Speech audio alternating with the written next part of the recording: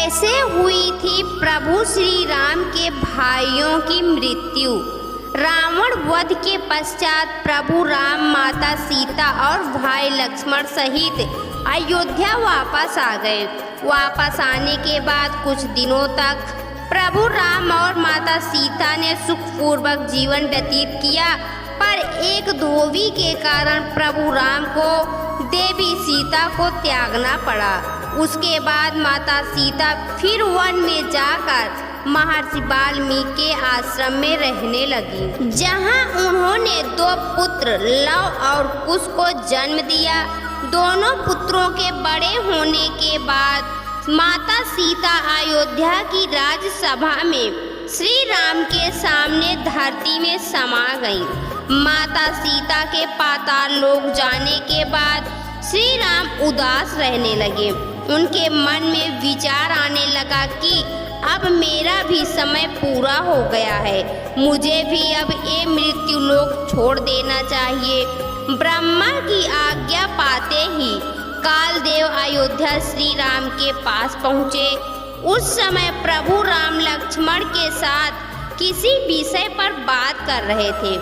कालदेव ने प्रभु राम को पहले प्रणाम किया और फिर बोले, प्रभु मुझे ब्रह्मदेव ने भेजा है। प्रभु राम कालदेव के आने का अर्थ समझ गए, फिर भी उन्होंने कालदेव से आने का कारण पूछा। तब कालदेव ने कहा, हे प्रभु, आने का कारण मैं आपको अकेले में ही बता सकता हूँ। उसके बाद श्री राम ने लक्ष्मण को उस कक्ष से बाहर जाने को कहा। साथ ही श्री राम ने कहा कि इस बीच जो कोई भी इस कक्ष में आए उसे मृत्यु दंड मिलेगा। उसके बाद लक्ष्मण उस कक्ष की पहरेदारी करने लगे। थोड़ी देर बाद वहां अचानक ऋषि दुर्वासा आ पहुँचे और श्री राम से मिलने की जिद करने लगे। लक्ष्मण ने ऋषि दुर्वासा को अंदर जाने से रोक दिया, जिस पर वह क्रोधित हो उठे। लक्ष्मण से बोले, अगर मुझे राम से नहीं मिलने दिया गया तो मैं उन्हें श्राप दे दूंगा। ऋषि के श्राप से बचने के लिए लक्ष्मण उन्हें अंदर ले गए। अपने कक्ष में लक्ष्मण को देखकर राम उदास हो गए।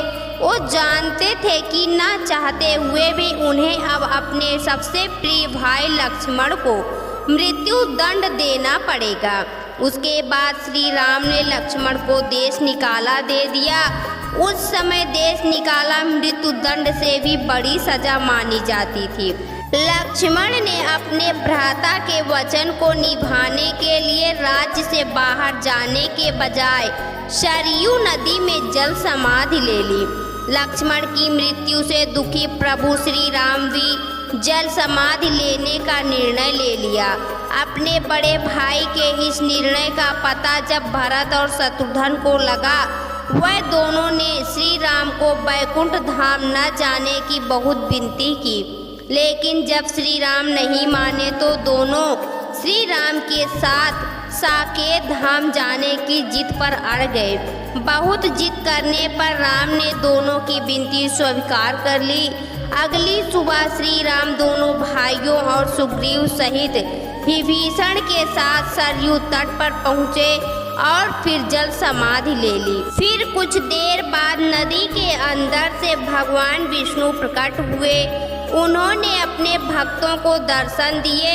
इस तरह प्रभु राम के साथ भरत और शत्रुघ्न भी बैकुंठ धाम को चले गए।